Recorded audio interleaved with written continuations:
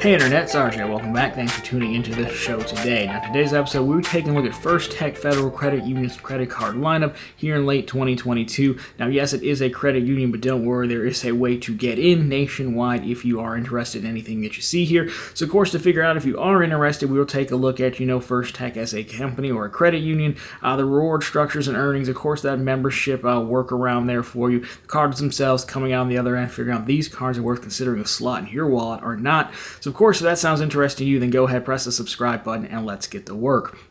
Now, again, I have I think I have a bank account, or I have had a bank account with First Tech for a bank account bonus.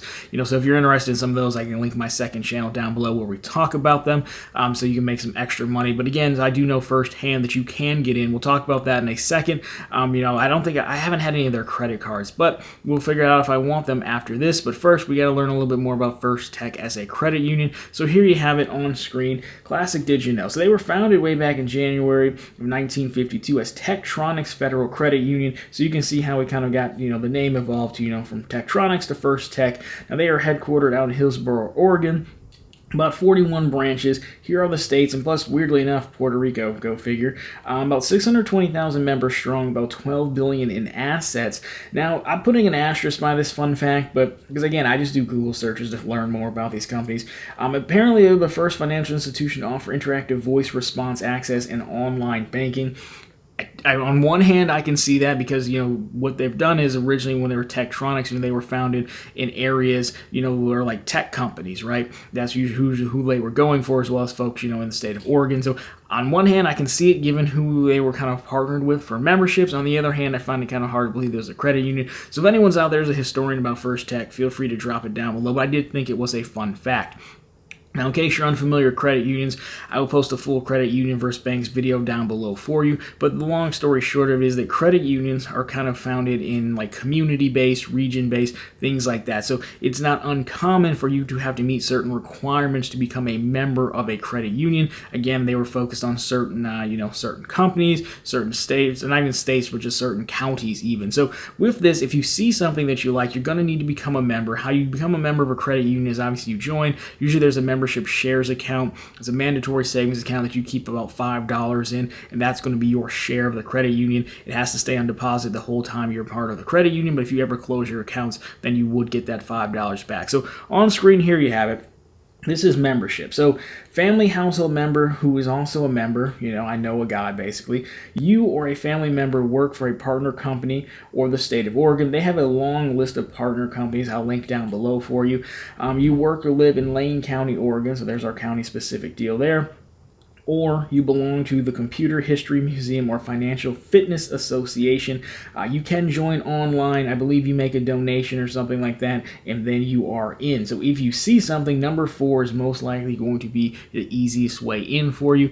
But again, not too bad. Just, credit unions, adding credit unions to the list and making it more open to nationwide does give us more options. So overall, there you go. If you are a member, of course, let us know how you got in or how you like it. So with that, now we move on to the card. So if we have to first talk about earnings and redemptions.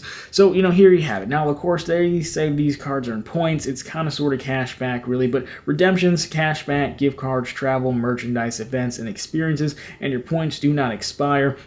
Now, I did not see a ton of information about, if you could actually transfer this out to another bank account or something like that. Usually with these smaller credit unions, again, they want you to deposit into an existing bank account with them, like that membership shares. Obviously, statement credits would work fine. Generally, with these cards, I tend to say it is cash back because it's harder to get a one-to-one valuation, 1 cent per point valuation on like gift cards and merchandise and stuff like that. It's one of those things that's really hard for us to prove because until you can actually get into account and see the redemption ratios and things like that, it's tough. So usually I'd look at these as kind of more so cash back, but again, as we go through it, you can decide for yourself, or if you have any experience, again, let us know down below. So with that, we have a few cards to take a look at, so let's get right to it here, starting off with the personal line, and they have the Platinum Secure, because you know how I love things that are platinum. They have basically 3 versions of this. They're all kind of the same, but we'll run through them just so for completeness' sake, basically. So Platinum secured, no annual fee. Oddly enough, 1x back on all purchases, which is pretty good. No balance transfer fees, no cash advance fees, and no foreign transaction fees, which is actually really nice. And we'll talk more about that at the end in the thoughts section here. But again, it's a secured card. You have to put a deposit down, and that effectively becomes your credit limit, usually anywhere from $200 to like a few $1,000 is what they want. So not too bad. Now we have the regular Platinum, so it's not a secured card. So you do not have any multipliers here. You do get the same benefits. So this is this is weird. I don't know why they did it like this, but again, that is the Platinum version, same exact thing. Because next up we have the Platinum Rewards, which again builds on the first two. No annual fee. You still get the 1x back, and then the benefits you have again the same. No balance transfer, foreign transaction, cash advance, or low rate. So a little bit confusing why we have 3 versions there. 2 seems like it would have been fine. But okay, whatever. On to the good stuff.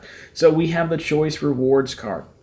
This one is a no annual fee. Multipliers here, 2 back on groceries, 2 back on gas, 2 back on electronics, medical, household goods, and telecommunications, so like cell phone, maybe even cable internet could potentially fall underneath that. And then 1 back on everything else. We also have the Odyssey Rewards card. I do like the colorway, of course. There's a nice little blue accent there. There is an annual fee. It's $75. However, it is waived in here, number 1. Multipliers, 3 back on travel and hotels, 2 back on dining. Benefits, this is the one that people like the most. It's up to $100,000 credit limit. Again, you're going to have to qualify for that, but again, the fact that they even pointed out, seems like you may have a fair shot. And again, they have what they call like a boxed membership, which is kind of like an online shopping portal where you can get up to 5% back rewards on eligible purchases through there, so kind of like an additional shopping portal way to get more rewards. And then they do have MasterCard World Elite benefits as well. Now, it's important to note here, there is actually a Blazer, so a Portland Trail Blazers option of each one of these cards. So if you want the Portland Trail Blazers card, it's the same underlying version, except you do get like some exclusives like tickets and merchandise and things like that. So if you're a basketball fan, in Portland or in Oregon specifically, that could potentially make sense for you, but again, it's the same underlying card.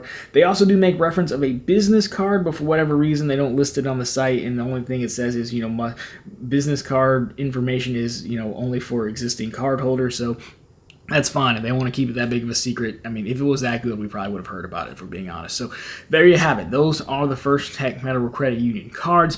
Now, overall, I don't really think there's much to see here. I think, actually, I take that back. I think there's one thing to see here, and it has nothing to do with the multipliers. Weirdly enough, this time around, those Platinum cards, the fact that they have no balance transfer fee is actually pretty interesting, because generally when you sign up for a new card, they're going to give you like a 0% intro APR, things like that. So again, you're going to have to check the actual offer that they're offering the time you sign up, right? But it's usually a 0% APR on purchases and balance transfer. So if you needed a balance transfer card, I've got a full video on how balance transfer cards work. I can link that down below for you. Having no fee is pretty good, because normally it's like a 3% fee or like $10, $15, whatever is more is the one they're going to charge you. So in that case, this is actually could potentially be a really good tool for someone looking for a debt consolidation play. Take the offer of 0% for however long they give it to you and no fee. Again, just treat it like, 11-month loan, give or take, or whatever, the intro says. I don't talk about intro bonuses too much here because, again, they change and then the video doesn't age well. That's actually, I don't think we've ever done this before in one of these videos where the Platinum version is actually the more interesting option.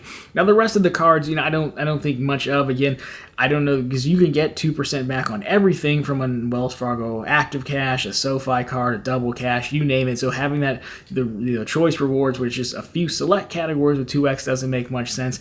The Odyssey, again, it's $75, but I think the Sapphire Preferred will be better. Yes, it's $95, but that hotel credit it offers at the time makes it basically $45. Same multipliers, plus you get some probably better travel, more well-rounded travel benefits. So I think this is a first, honestly, where the Platinum cards are actually the more interesting one for a specific use case. So anyways, guys, if you like this one, drop me a thumbs up down below. Of course, if you found it interesting, consider subscribing to the channel. Again, posting content just like this every Monday, Wednesday, and Friday. Of course, right back here every Sunday with all the news you can use in the week that was in credit and finance. Again, my question for you guys is, if you have any experience with First Tech, let us know down below, especially with their credit cards and those redemptions, or let me know how you would play those balance transfer cards. Is there a play that you could come up with, or, am I wrong? Do you like the Odyssey card anyways? I know that really high credit limit is, usually appealing to some folks there, but again, doesn't help you too much if there's not enough rewards to earn back on it. But my opinion anyways, let me know down below. Anyways, guys, that's going to do it for this one. As always, thank you so much for watching. Talk to you very soon in the next one.